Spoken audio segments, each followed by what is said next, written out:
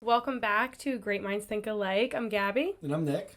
And today we want to just go over loving all aspects of your life because of the fact that it was just Valentine's Day this weekend. Yeah, so this is kind of like a Valentine's Day special. So we're focusing the theme of the episode around having love in all aspects of your life because it's a loving weekend. You know, we had some nice dates this past weekend. We did a home-cooked meal one night, which was awesome. And then we went out for dinner the next night because it happened to fall on a weekend, which was awesome. Yeah, Valentine's Day weekend. So we got to do something nice for each other at home. And then the other night we went out and had a nice little dinner. So yeah, we were in the mood for all that. And now we said the episode this week, why not talk about love and all business, lifestyle, real estate, and not being in love per se, but having love with everything you do. Being rich in all aspects of your life doesn't just mean with wealth. It means with the people you're around. It means loving what you do. It means having hobbies and loving that. And there's just a lot that goes into rich lifestyle other than money. Yeah, and it also goes into mindset. Like, if you're not loving what you're doing, you're not going to perform well. You could love what you do, but if you don't love who you do it with,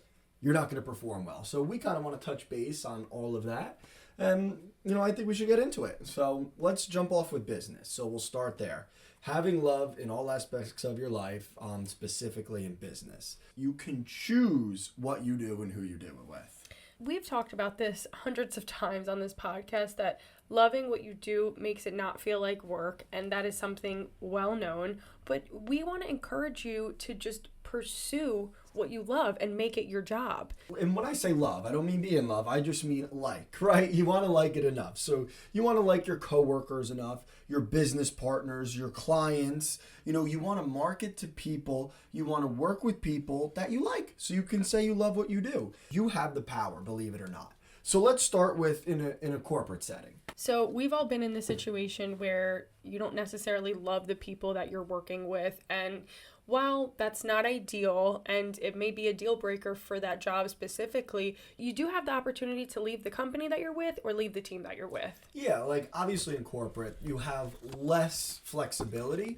However, there's so many jobs out there. There's so many companies out there. But I will say, even in corporate, as a manager, and this is coming from my recruitment side, you are able to be a hiring manager throughout the recruitment process and physically choose who is on your team. Yeah. And obviously, you know, it goes into credentials, but the personality matters as well. Yeah, as a manager, you should have a say on who joins your team, and you should. And you do, because you're the hiring manager. Yeah, you should try to match personality. So if your manager fails you, or if you are a manager and you fail to do that, it's time to shake it up. Yeah. You know, I also have on here, I put business partners. Let's say you're self-employed. You get to choose what businesses you work with.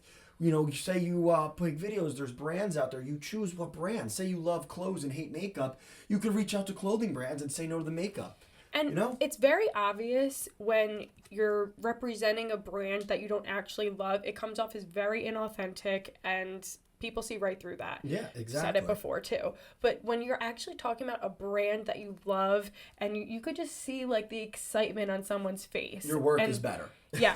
We'll talk about real estate later, but love your clients, right? So in our business, we work with clients buying houses. Let's say you're a landscaper and you don't like the people you work for, you'll be miserable. Like I use an example, let's say there's a really rich town and you decided that was your go-to because you wanted to start high up, and all those people are snooty and they keep being mean to you and they're nitpicky. You may have better off going to a more modest neighborhood, cutting more lawns, doing more houses with people that are more down to earth, right? Figure out how to market to the people that you like, that you want to work with. You know, for us in real estate, if someone in real estate hates first-time buyers for whatever reason, don't market to them. Look for people that already have homes, you know? I actually love first-time home buyers and would like to create that as my niche. So what I'm doing is marketing on social media, and that, you know, attracts people of our age group. Yeah, same here. And the type of content I put out is centered towards first-time buyers because that's what I relate to. So that's the market that I'm really going towards because it's the people I can relate to. It's the deals that I like the most because there's nothing like someone buying their first home. It's so special. Yeah. And being a part of it's awesome. So what I'm getting at here, make sure you're surrounding yourself with people that you like and clients that you like. You're going to naturally just gravitate towards the people that you love and want to work with. Exactly. You know, moving on, you're not going to love everyone you're working with right off the bat. This is where team building is so important. more companies, more managers really need to invest in this because team building exercises create foundational relationships outside of work. Yeah, that just shows how important it is because there are whole companies out there that they're centered. The whole thing that they're focused on is helping other companies with their team building and relationship building. It's important because if we're teammates, we don't know each other outside of work, and we have a team building exercise, we're being forced to talk to each other and we're going to get to know each other naturally and more organically, really. It helps the relationship grow, like you said, organically, right? Naturally, where you work better with someone that you actually like and actually know. Just like a romantic relationship takes time to build, you're not just going to trust some random person you meet out at the bar. Professional relationships are the same thing. They take effort. You may not love someone right away and they could end up being your best friend in business later on, but it takes that effort for you guys on both sides to actually get to know each other. And I'm promising you, when you have a relationship with the people around you and you like them, the work is 10 times smoother and 10 times more efficient. With us, you can see that we're in a romantic relationship as well as a professional one. We're a one-stop shop, but people naturally see our chemistry, and I think it just makes us a little bit more reputable. And it's interesting because we did it a weird way. We had a friendship first, relationship build, then it became romantic. Now it's professional, like it's evolving, and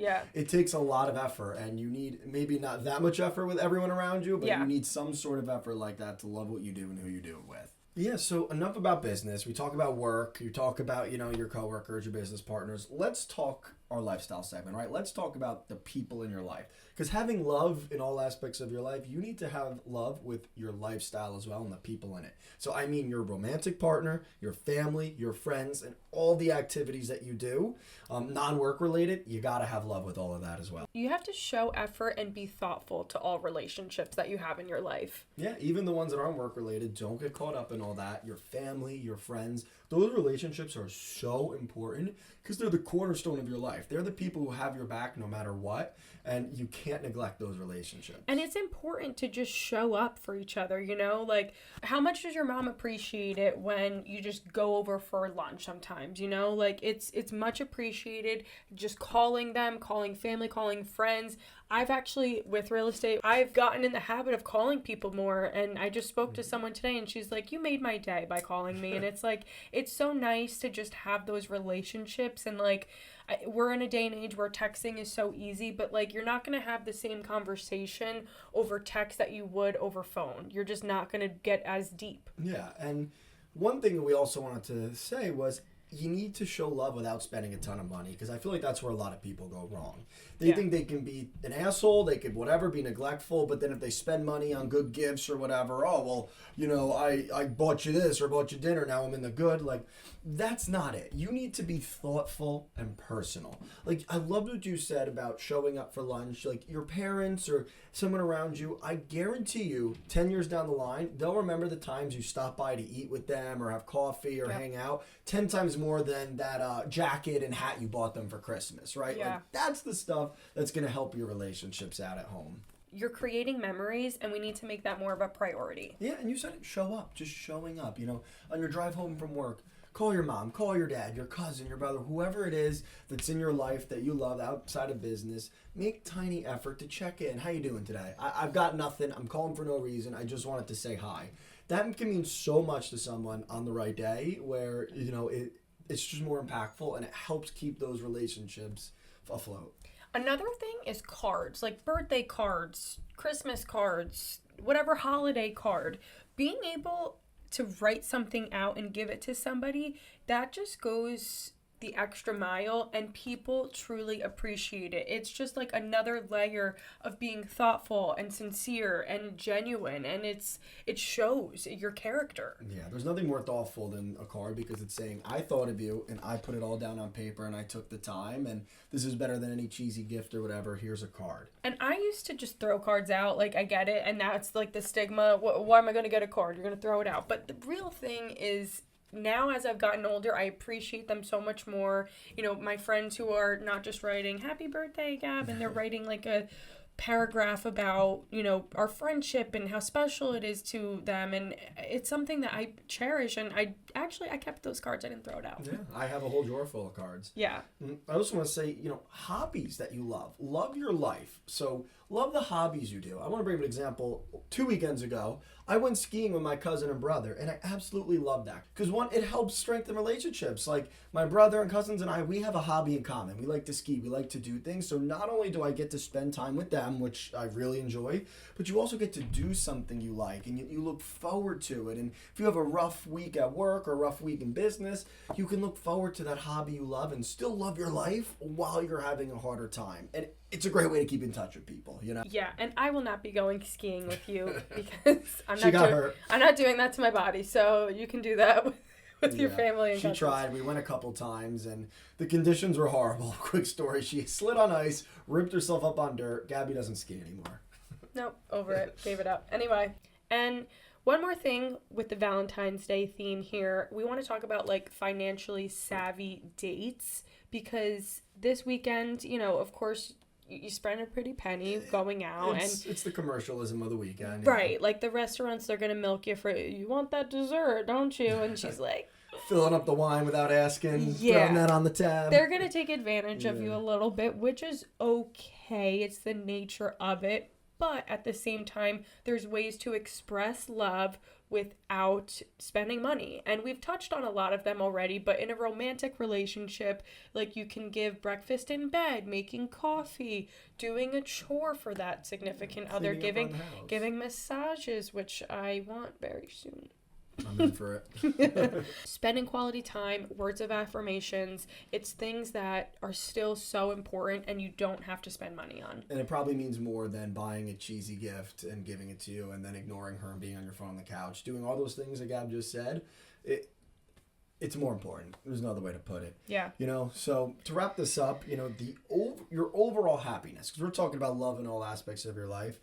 The overall happiness that you have goes up when you love the friends and family around you and the life around you that you do. When you select activities you like, when you keep up your relationships, it's the foundation of your life. Because your work, your business, your boss, it's going to come and go. But the friends and the family in your life that have your back, that's your foundation. And you will always be happy if you nurture those relationships. Well said. Thank you. Love that. Yeah, it's so true. And, nurturing the relationships, nurturing yourself, self-love is so important. Last thing I just want to touch on, self-love is just as important on Valentine's Day weekends and such like that. Make sure you're taking care of yourself so you can nurture your other relationships too. Exactly. So love and real estate, right? How are we going to bring this in the real estate segment? I think that the best way to put it is you have to love your house and make it a home and love where you live, right? Because there's nowhere on this planet that you're at more than your house. You may travel a lot, right? You may do things. You may be in the office a lot, but you always end up back home. So you have to love it. And if you don't, you got to make a change. Yeah, your home is your home base. Mm-hmm. And that's where you always go back to, as you just said. And it's something that you want to feel comfortable at. You want it to be your safe space and you want it to be a home. Yeah, because all mental health goes back to the house. When there's problems at home, there's problems everywhere. So you need to be comfortable at your house. And not for nothing, your house is your largest asset. You want to make sure that you're not settling. So that's really what we want to talk about. Don't settle. You want to love your home.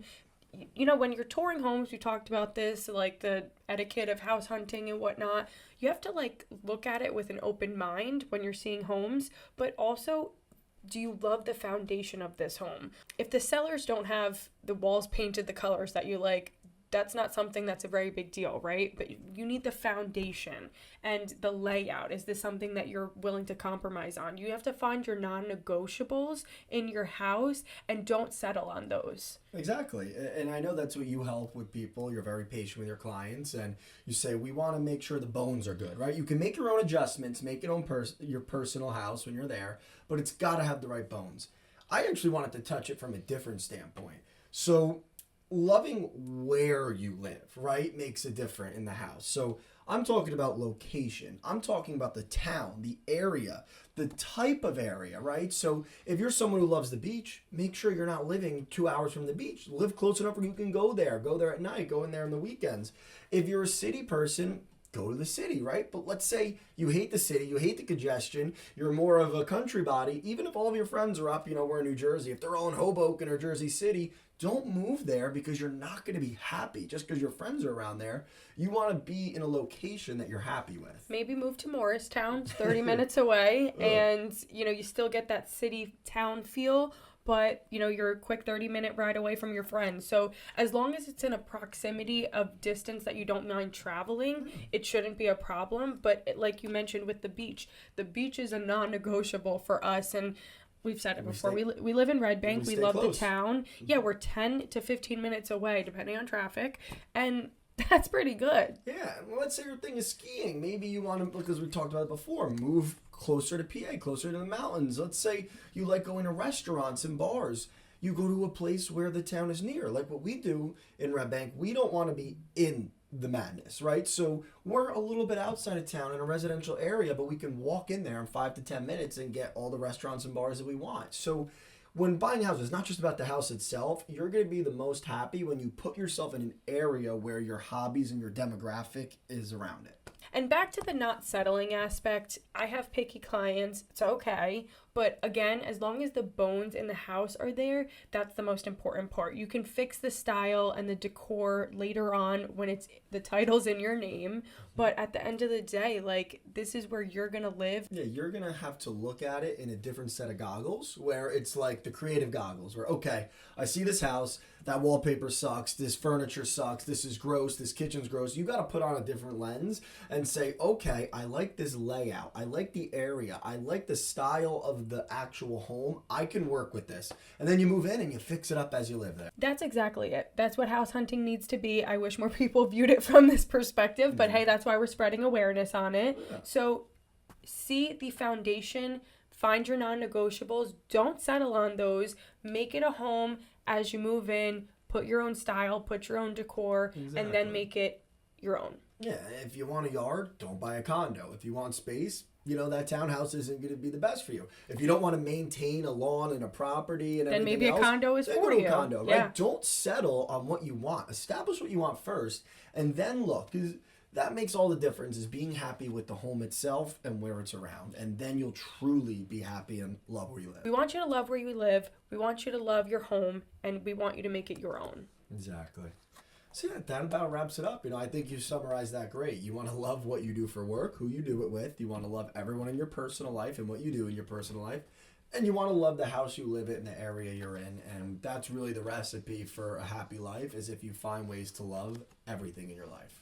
So we hope you loved this Valentine's Day special today, highlighting all things loving aspects of your life, because that is truly the key to a rich lifestyle. Yeah, and it's very possible. Someone might say, oh, well, that's a fairy tale. You can't love everything. You have the choice to. We have free will as humans. We're in a day and age where you could choose what you want to do and what you can't do. If you're unhappy with something in your life, find a new hobby, find a new job, find a new business, find a new house. You can pursue it and you can do it, but you have to try. And you have to set your mind to it. So if loving all aspects in your life is important to you, then definitely share this episode with someone. Watch it a couple times, download it. That really helps us out. So thank you guys for listening. We'll see you guys next week. See you next week. Bye.